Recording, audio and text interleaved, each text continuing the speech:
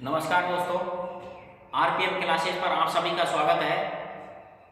आज हम प्राचीन भारत के महान साम्राज्य मौर्य साम्राज्य के बारे में जानेंगे। मौर्य साम्राज्य की स्थापना 322 ईसा पूर्व में होती है। इसकी स्थापना चंद्रगुप्त मौर्य के द्वारा होती है, जो चाणक्य की सहायता से मौर्य वंश की नींव डालता है।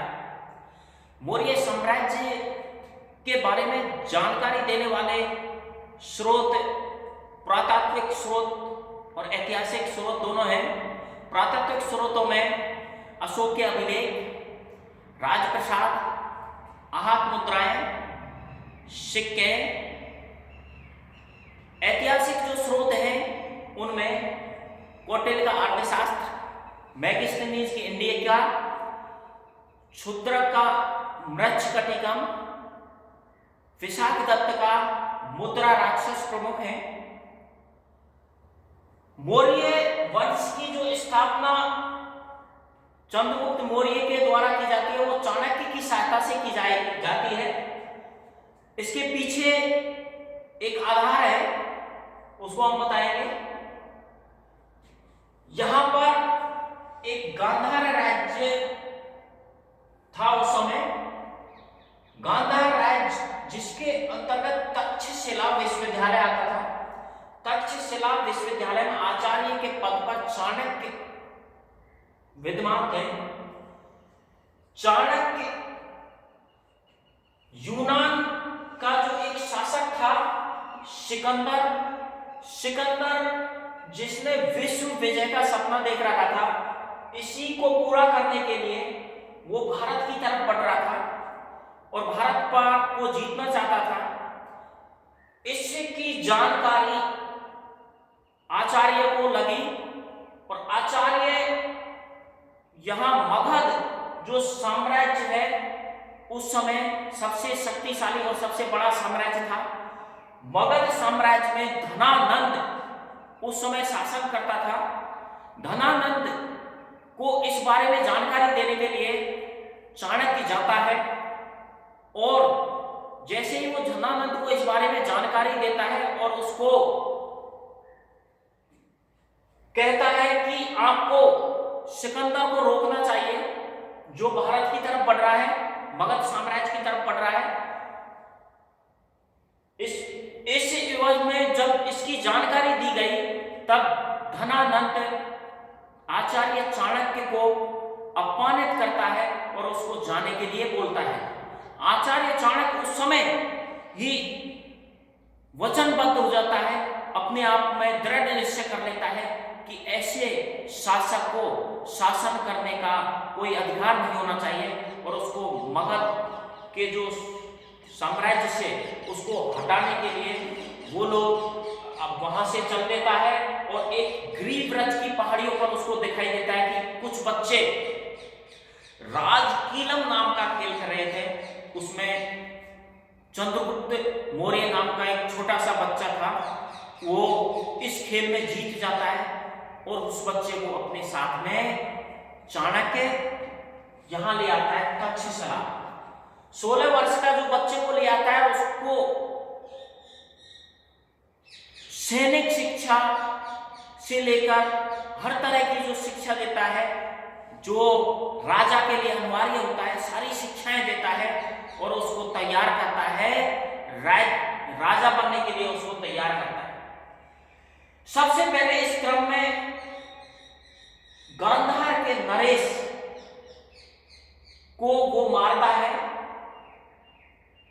और गांधार पर अपना कब्जा करता है और इस प्रकार यहां पर गांधार पर जो कब्जा किया, उसके बाद में 6 लाख उसने सैनिक इकट्ठे कर लिए और इस प्रकार वो मगध साम्राज्य पर आक्रमण करता है और मगध साम्राज्य पर आक्रमण करके 322 ईसा पूर्व में वो धनानंद को मार देता है।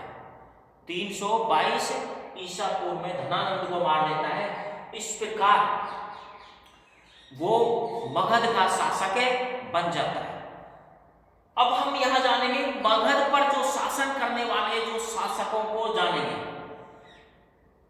मगध पर शासन करने वाले जो शासक है, पहला शासक है चंद्रगुप्त मौर्य, जो 322 ईसा पूर्व से 298 ईसा पूर्व तक शासन करता है।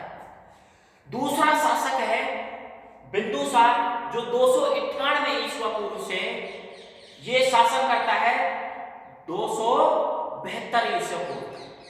अब यहां पर 3 वर्ष का गैप आ जाता है, 272 से 259 ईसा पूर्व तक। यहां पर गृह युद्ध या गृह क्लेश के चलते अशोक शासक नहीं बन पाता है, क्योंकि इससे बड़े भाई भी थे। अपने सारे बड़े भाइयों को मारकर ये अशोक 359 ईसा पूर्व में शासक बनता है और जो 232 ईसा पूर्व तक शासन करता है। इसके बाद में आता है कुणाल शासन करता है, उसके बाद में दशरथ, उसके बाद में संप्रति, उसके बाद में शालिशुक और अंतिम शासक 184 ईसा पूर्व में वृद्धरथ बनता है, जो इसके जो सेनापति था पुष्यमित्र, उसके द्वारा इसकी हत्या कर दी जाती है। इस प्रकार मौर्य वंश का भी वृद्धरथ के साथ में अंत हो जाता है।